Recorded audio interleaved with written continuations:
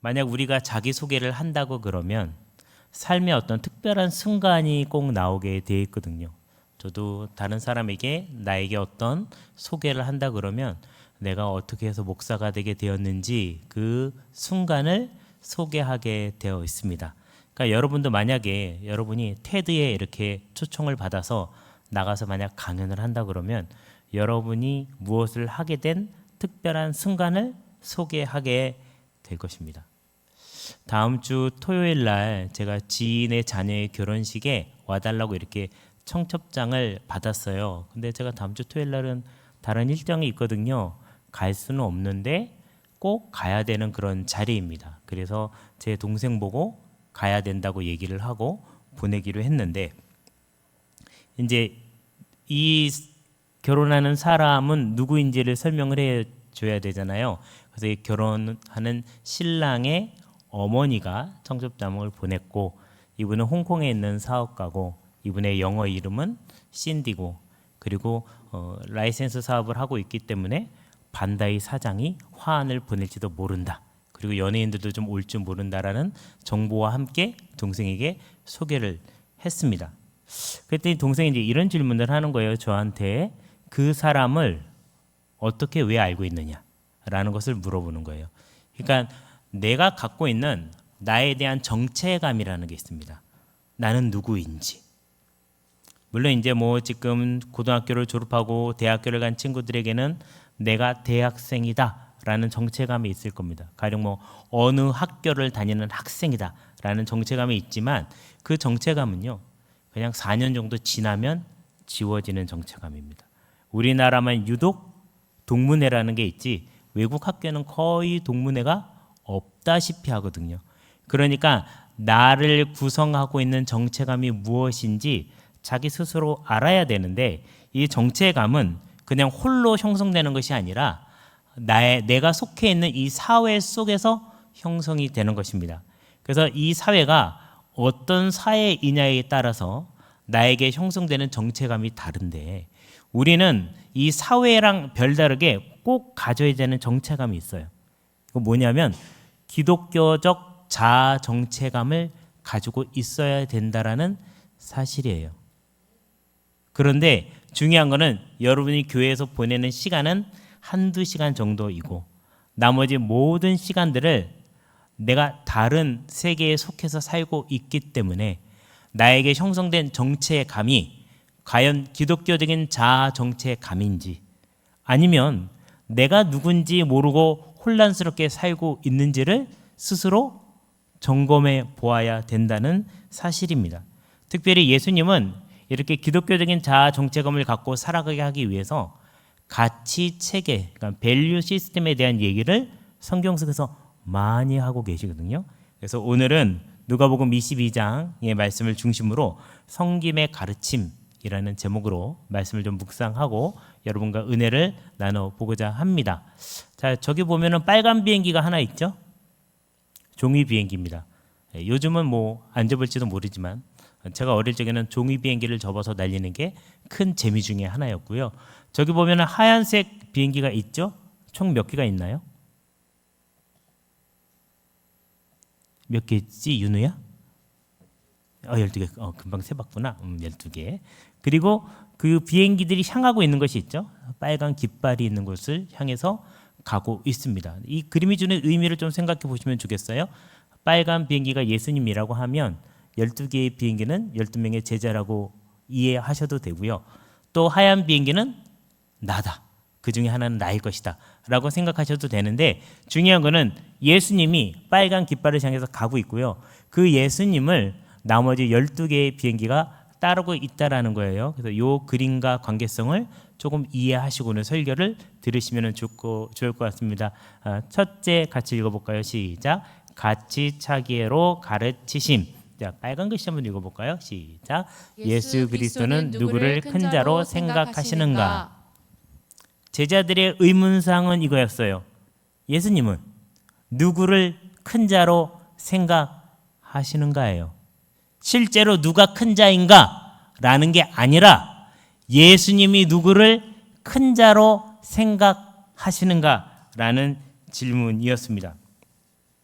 온 인류를 위해서 예수님이 이제 십자가를 지러 가시기 전에 제자들과 마지막 만찬을 즐기시고 계시는데 요일로 따지면 이 만찬의 시간이 목요일 저녁이었다는 거예요. 그리고 이 시간에 예수님은 특별한 제자들에게 이제 유언과 같은 당부의 말씀을 하시는데 제자들끼리 자기들끼리 이렇게 약간 얘기들이 오고 가는데 약간 얘기가 예민합니다. 무슨 얘기를 하나 들어봤더니 이런 얘기를 하고 있었어요. 같이 읽어볼까요? 시작.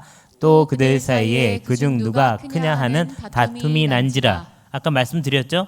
예수님이 누구를 큰 자로 생각하시느냐, 이것을 자기들끼리 추론하고 있는 것이에요. 여기서 다툼이라는 단어가 나오는데 필로네이키아라는 헬라어인데 이 단어는 다툼, 경쟁을 좋아하는 마음이라는 거예요. 제자들끼리 굉장히 이게 심했습니다. 제자들 중에는 그러니까 마리아의 여자 형제, 그러니까 예수님께 뭐 굳이 족보로 따지자면 이모에 해당되는 사람들의 조카가 그러니까 있었으니까 결국엔 자신에게 입장에서는 사촌이 있었던 거예요. 이종 사촌도 2명 있었어요. 이 사람들도 굉장히 어깨를 으쓱거리면서 내가 예수님하고 이종 사촌인데 그래도 내가 넘버 3 안에 들겠지라고 생각하면서 얘기했던 사람들도 있었다라는 거예요. 이렇게 다툼을 굉장히 좋아했는데 아까 얘기한 것처럼 스승님은, 예수님은 누구를 가장 큰 자로 생각하시는가라는 거예요. 당시 베드로는 예수님보다 나이가 많았습니다. 네. 예수님이 제일 나이가 많지 않았어요? 베드로가 예수님보다 조금 더 나이가 많았습니다. 그래서 이제 성경에 보면 예수님을 이렇게 베드로가 꾸짖는 장면이 나와요. 간하다라고 이제 성경에 표현되어 있는데 꾸짖다라는 표현입니다. 그러니까는 이 사람들 중에 누가 예수님이 가장 큰 자로 생각하느냐. 그러니까 제자들끼리 이야기를 이어가기 때문에 이거는 실제의 상황이 아니라 자신들의 내피셜 가지고 얘기하는 거예요. 내가 생각할 때 예수님은 나를 큰 자로 생각하는 것 같아요. 이거 무슨 소리냐? 지난번에 예수님이 나를 바라보는 눈빛을 넌 보지 못했느냐? 나를 더 큰 자로 생각하신다? 아니야. 잘 생각해봐. 지난번에 어디 가실 때 너 빼고 우리 3명 데리고 갔어. 그러니까 넌 아니야. 이러면서 자기들끼리 막 싸우는데 이게 한두 번 싸운 게 아니에요. 좋아할 정도로, 아주 즐길 정도로 자기들끼리 내피셜 가지고 막 싸웁니다. 그런데 예수님이 그들에게 섬김이라는 가치 체계, 밸류 시스템에 대해서 갑자기 훅 얘기를 해 주시거든요. 여기 27절의 말씀입니다. 같이 읽겠습니다. 시작. 앉아서 먹는 자가 크냐, 섬기는 자가 크냐, 앉아서 먹는 자가 아니냐. 그러나 나는 섬기는 자로 너희 중에 있노라. 아까 처음에 그림 보여드렸죠. 어떤 머리가 이렇게 긴 사람이 서빙을 하고 있죠. 네, 서빙을 하고 있는데 어디 가서 여러분이 서빙을 받으면 그 서빙을 해주는 사람이 높은 겁니까? 앉아서 주문하는 사람이 높은 겁니까? 네, 왜? 네? 어떻게? 주문하는 사람이 더 높은 거죠. 손님이잖아요. 서빙하는 사람은 집사죠. 집사. 여기서 섬긴다는 말은 실제로 그 디아콘이라는 말을 썼거든요. 그러니까 집사라는 거예요. 그러니까는 근데 예수님은 지금 너네 잘 알고 있지. 너네 갖고 있는 머릿속에 생각 나도 알고 있는데 먹는 사람이 크냐? 섬기는 사람, 집사가 크냐? 당연히 먹는 사람이 더 크고 높은 사람이다라고 생각하는데 예수님은 나는 근데 중요한 건 나는 섬기는 사람으로 왔어. 아, 예수님은 우리랑 밸류 시스템 자체가 다르구나 라는 것을 갑자기 훅 던지고 있는 거예요. 그러니까 자신들이 여태 싸우고 있었던 그 싸움의 정체가 밝혀지기 시작을 하고 있는 거죠. 사실 제자들이 듣고 싶었던 말은 이런 어려운 밸류 시스템에 관한 얘기가 아니라 예수님이 막 싸우고 있는 소리를 듣더니 야 너네 그만 싸워. 내가 볼 때는 베드로가 제일 높은 것 같아. 베드로. 또는 내가 생각하기에는 야고보가 제일 높은 것 같아. 야고보. 또는 내가 생각하기에는 또 뭐 요한이 제일 높은 것 같아. 이런 사람의 이름을 직접 듣고 싶었는데 예수님은 그 얘기는 안 하고 내가 높다고 생각하는 어떤 일을 할 때에 내가 적용하고 있는 밸류 시스템은 너희가 생각하는 거하고는 달라. 그러니까 너희가 이 밸류 시스템을 배우지 않으면 어떤 게 더 높은지 알기 힘들 거야 라고 말씀하시고 계신다라는 사실이에요. 그래서 식사할 때 앉아서 먹는 사람보다 누가 더 높다고 얘기하고 있는 겁니까? 서빙하는 집사가 더 높다라고 얘기하고 있는 것입니다. 자, 청년의 시기 때는 이게 굉장히 중요하거든요. 지금 여기 나와 있는 이 말이 굉장히 중요해요. 나의 정체성을 발견하셔야 됩니다. 나의 정체성을 발견한다는 것은 내가 뭐가 되고 싶어 하는지를 아셔야 돼요. Discovery, your why를 발견하셔야 돼요. why라는 것은 왜라는 건데 왜는 목적을 이야기하고 있거든요. 나의 목적이 뭐냐. 내 목적에 따라서 나의 정체성이 형성이 되는 겁니다. 네. 토요일 날 결혼식에 초청을 받았는데 제 정체성과 관계가 있기 때문에 그분의 결혼식에 제가 못 가더라도 제 동생이라도 보내야 되는 것처럼 여러분의 why가 뭔지를 발견하셔야 돼요. 내가 나의 목적을 향해서 가려고 하는데 대학교를 입학했는데 그 대학이 만약 안 맞아요? 다시 갈 수도 있어요. 네, 대학원을 다시 갈 수도 있어요. 근데 결혼은 하면은 돌이키기가 힘드니까 결혼하기 전에 바꿀 수 있어요. 네,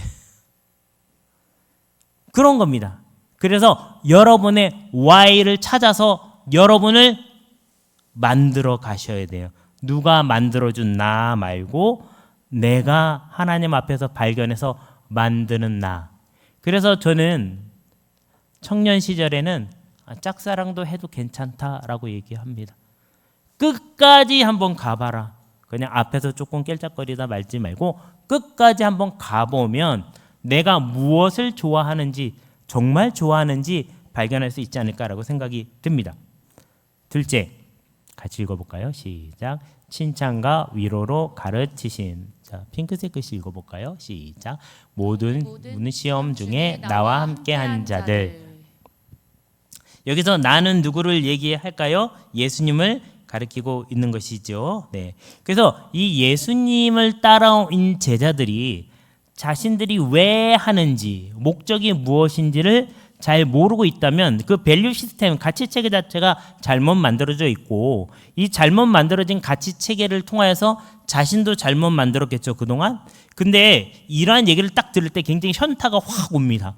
그러면 나 잘못된 건가? 라는 생각이 들 때 예수님은 이런 칭찬과 위로를 그들에게 확 해주시는데 나의 모든 시험 중에 나와 함께한 자들이라는 칭찬을 해줍니다. 사람들에게 물어봤어요. 이 남자랑 이 여자랑 왜 결혼하게 되었습니까? 물어봤더니 그 여러 가지 대답 중에 조금 압도적인 대답이 있었는데 그게 뭐냐면요. 늘 내 옆에 있어서 그게 너무 고마워서 결혼했습니다. 우리 사모님이 목사님을 쳐다봤습니다. 네, 이러면서 이제 결혼을 했다고 얘기들을 하더라고요. 그 사람이 공기처럼 네, 물처럼 항상 있었는데 몰랐다는 거죠. 그런데 어느 날 갑자기 나는 누구랑 왜 결혼하고 싶은가를 곰곰이 되돌아보니 그림자처럼, 네, 우리 천희영 부장님의 그림자처럼 또는 천희영 부장님이 그림자와 같이, 네, 이렇게 김수진 권사님을 따라다니는 것처럼, 네, 이렇게 그런 것을 발견하다 보니까 그 사람이 있었더라는 거죠. 그래서 결혼을 결정하게 되었다는 얘기를 합니다. 그런 것처럼 예수님이 제자들을 볼 때에 모든 시험 중에 나와 함께한 자들이라는 칭찬은 이거 정말 최고의 칭찬입니다. 말씀을 한번 읽어볼까요? 시작. 너희는 나의 모든 시험 중에 항상 나와 함께한 자들인즉. 여기서요, 이 모든 시험이라는 말은요, 나의 모든 상황의 변화에도 불구하고 nevertheless라는 단어가 있습니다. 모든 상황에도 불구하고 우리의 자아 정체감이라는 것은 주변의 상황과 상관없이 흔들리지 않고 유지되는 것이 자아 정체감입니다. 자아 정체감이 제대로 형성되지 않은 사람은 이 말하면 이쪽으로 쭉 끌려갔다가 저런 말하면 저쪽으로 쭉 끌려가는 사람이에요. 교회에 와서는 기독교인처럼 살다가 교회 바깥에서는 같이 욕하고 싸우고 담배 피고 술 마시고 이렇게 사는 사람은 정체감이 아직 형성이 안 된 겁니다. 아직 어린아이예요. 형성이 제대로 안 된 거예요. 그래서 이런 모든 상황에도 불구하고 예수님의 제자들은 예수님만 따라갔는데, 이거 페이라스모스라는 단어가 있거든요. 이게 뭐냐면 충성심인데, 어떤 충성심이냐면 시험에도 불구하고 똑같이 유지되는 떠나지 않는 충성심이라는 것입니다. 여러분이 누군가를 이제 사귀게 되면은 이런 질문을 할 가능성이 상당히 높아집니다. 결정적인 어떤 상황에 있을 때에 나를 왜 좋아하냐 이런 질문을 할 수가 있습니다. 민경아, 그런 질문을 했을 때 뭐라고 대답했니? 나를 왜 좋아하냐 이렇게 물어봤더니 어떤 대답을 했어? 네, 민경이가 막 웃고 있어요. 갑자기. 네, 이러고. 네. 이게 근데 제가 볼 때는 저도 많이 고민을 해봤거든요. 저도 이제 그런 질문을 받았기 때문에. 근데 막 고민하다가 내린 결론이 있었어요. 그거 왜 좋아하냐라는 것에 이제 넘어가면 안 된다. 거기 말리면 안 되고, 이런 대답을 하면 그나마 조금 정답에 가까울 것 같다는 생각을 했습니다. 뭐냐 하면 왜 좋아하는지는 잘 모르겠지만 내가 좋아하는 사람이 당신인 것만은 확실하다. 뭐 이런 거죠. 윤우 왜 웃지? 네. 미안해 윤우야. 네. 그래서 충성심이라는 건 뭐냐 하면 예수님을 왜 따라왔는지는 몰라요, 잘. 근데 예수님만 따라간 건 확실해요. 예수님에 대한 마음이 한 번도 변한 적이 없어요.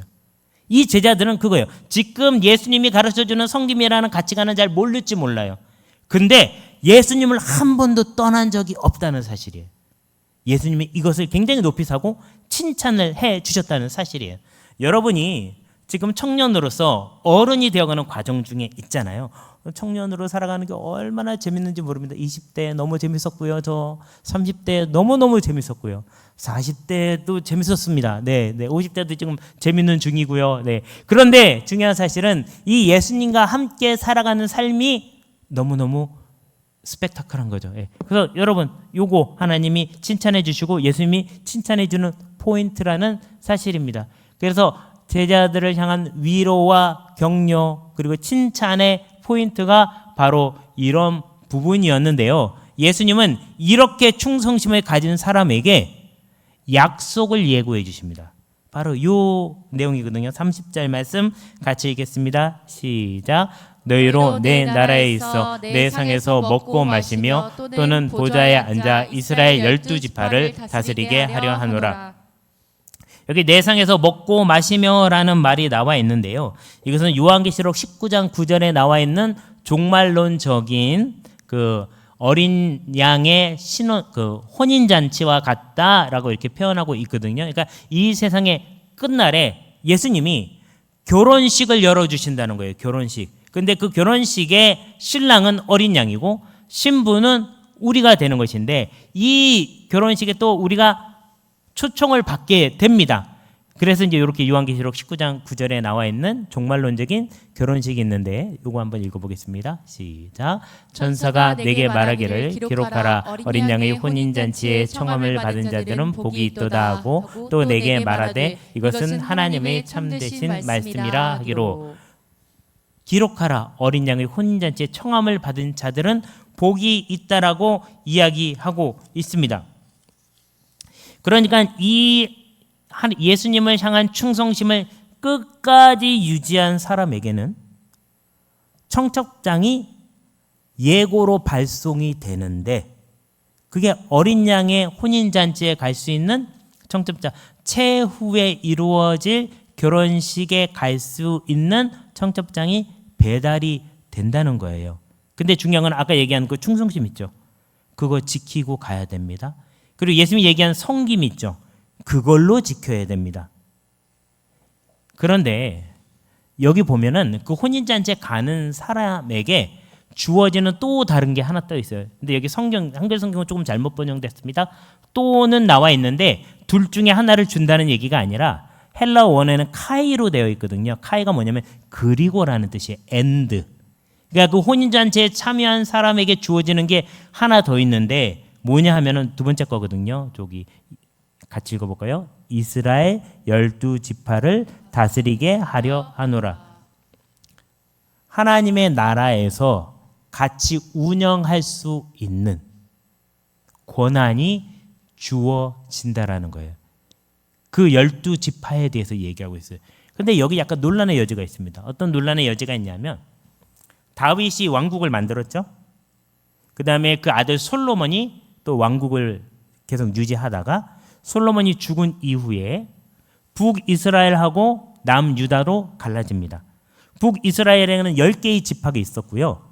남유다에는 2개의 지파가 있었습니다. 그 중에 하나가 유다 지파고 다른 하나가 베냐민 지파예요. 그리고 레위인은 이스라엘 전역에 퍼져서 살고 있었기 때문에 일부의 레위인이 살아남습니다. 그래서 이제 유다 지파, 베냐민 지파, 일부의 레위인이 살아남았거든요. 그러면 12지파입니까? 아닙니까? 아니죠. 10지파는 어디로 갔는지 몰라요. 지금 다 사라졌습니다. 그런데 이스라엘이라는 이름도 그대로 사용하고 있고 지금 이스라엘이라고 이름 쓰고 있잖아요. 살아남은 거 이 세 지파인데, 그리고 12지파를 다스리게 한다고 예수님이 얘기하고 있어요.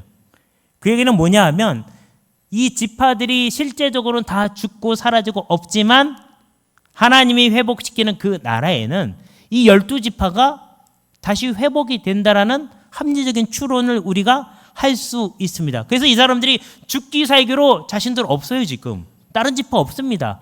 그런데 이 이름을 끝까지 지키고 가고 있거든요. 그러니까 이것을 회복시켜 줄 거라는 것을 깨달아서 알고 있다라는 것입니다. 우리가 하나님이 주신 하나님만 따라가는, 예수님만 따라가는 이 충성심을 버리지 않고 살아간 사람에게는 마지막에 이 결혼식에 참여할 수 있는 자격이 주어지는데, 이 자격은 결혼식에 참여하는 자격뿐만 아니라 하나님의 나라를 함께 다스릴 수 있는 지위가 주어진다는 사실이에요. 자, 이거 가지려면 어떻게 해야 될까요?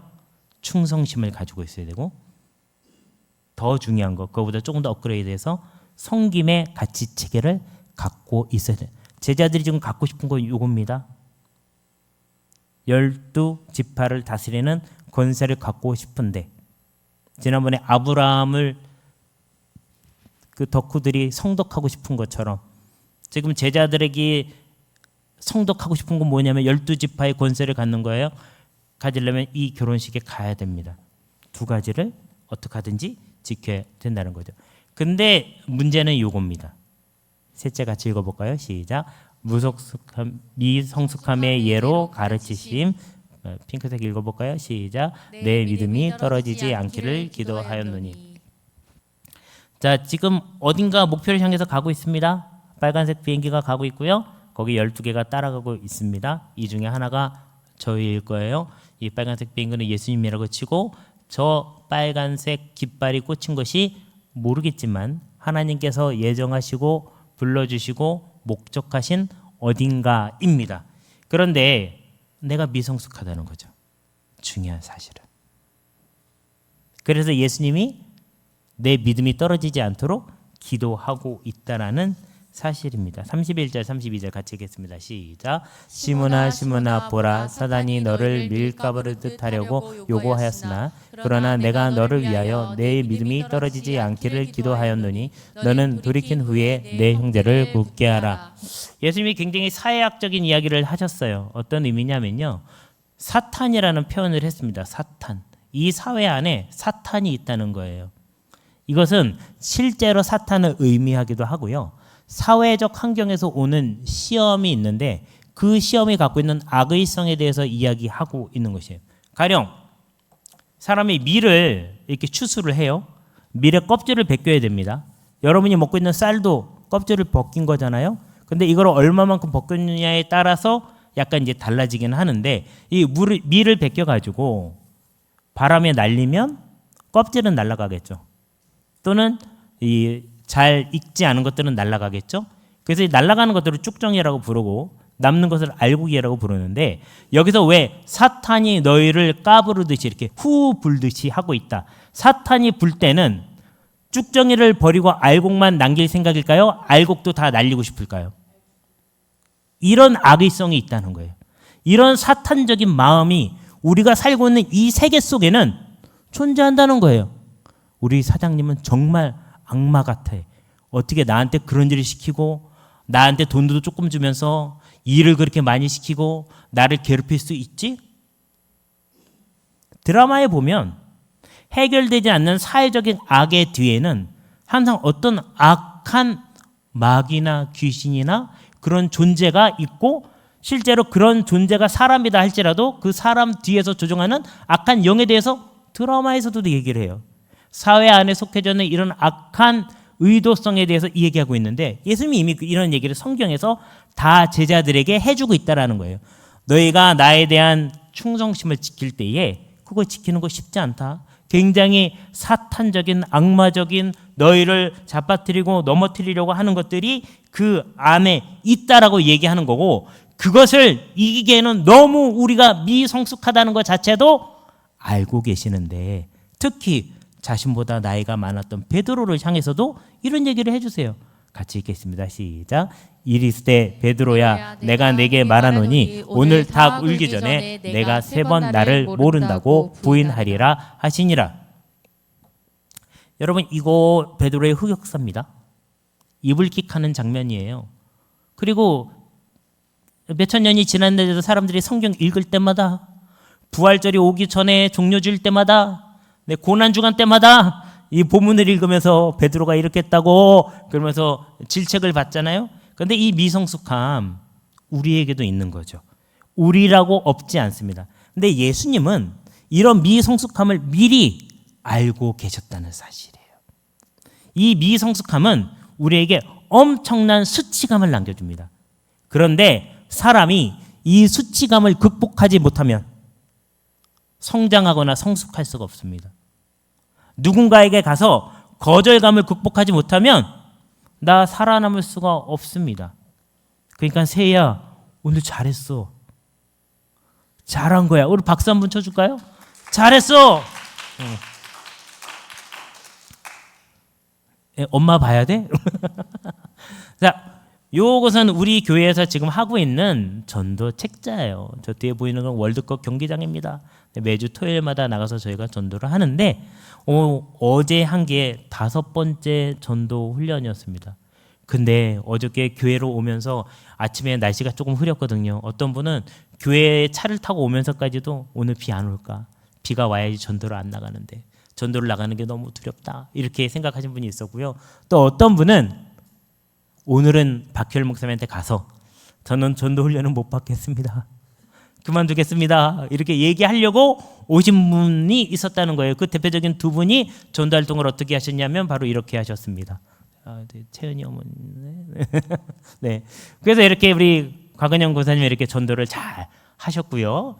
그리고 저기 이렇게 저분들 뒤돌아서 있는 저 두 분들, 어떤 할아버지한테 저렇게 복음을 잘 전파하고 있었습니다. 굉장히 중요한 사실은 저 할아버지가 저 앉아 계신 분이 가서 전했을 때는 안 듣겠다고 그랬는데 서 계신 분이 갑자기 그냥 저돌적으로 계속 읽으니까 결국에는 그 복음을 이렇게 접하셨다고 얘기를 하시더라고요. 그 나중에는 이제 얼마나 이분들이 그렇게 발동이 걸리셨는지 지나가는 모든 사람에게 전도 물품을 나눠주고 가서 복음을 전하고, 나중에는 너무 저렇게 하다가 집에 못 가겠구나 그래서 편의점 앞에서 이제 시원한 음료를 한 잔씩 사드리고 워워 잘 진정시킨 다음에 모시고 들어오게 되었습니다. 이분들은 자신들이 갖고 있었던 마음속에서 일어나는 미성숙함, 이걸 굉장히 그 전도 실천한 후에 자신의 소감을 나누는데 그것을 굉장히 너무너무 부끄럽게 생각하면서 얘기를 하시더라고요. 그 부끄러움을 극복하고 전도를 하니까 그것이 발판이 돼서 이겨나갈 수 있게 된 거예요. 여러분은 지금 미성숙함을 가지고 있는 것이 너무너무 당연합니다. 이런 상황이에요.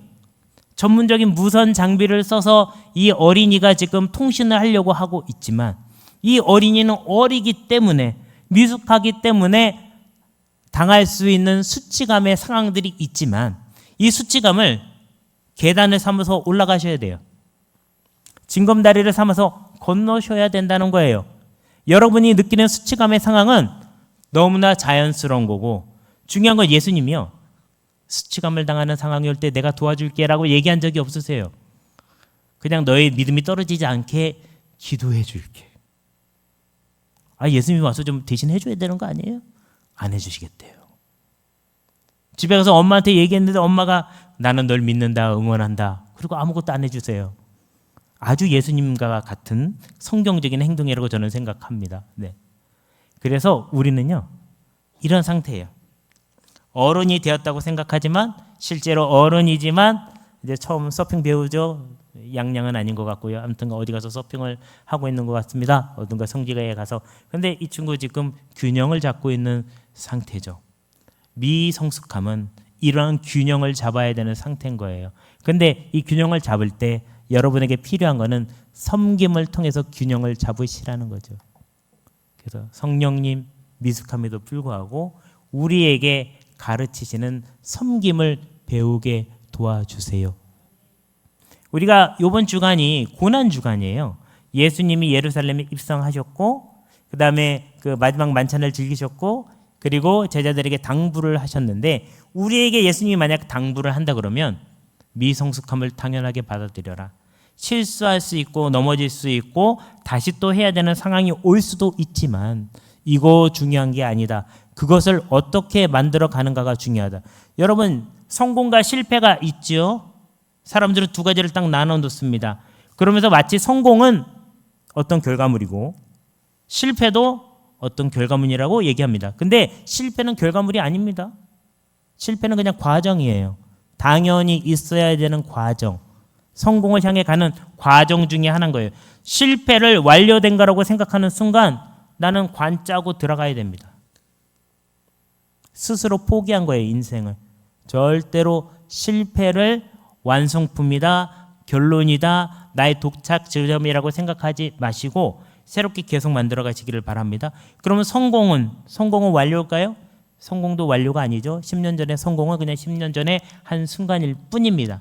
그래서 계속 여러분의 균형을 잡아서 나아가게 되시기를 주님의 이름으로 축원합니다. 오늘 이 말씀을 한번 같이 따라서 외치고요. 기도하고 싶습니다.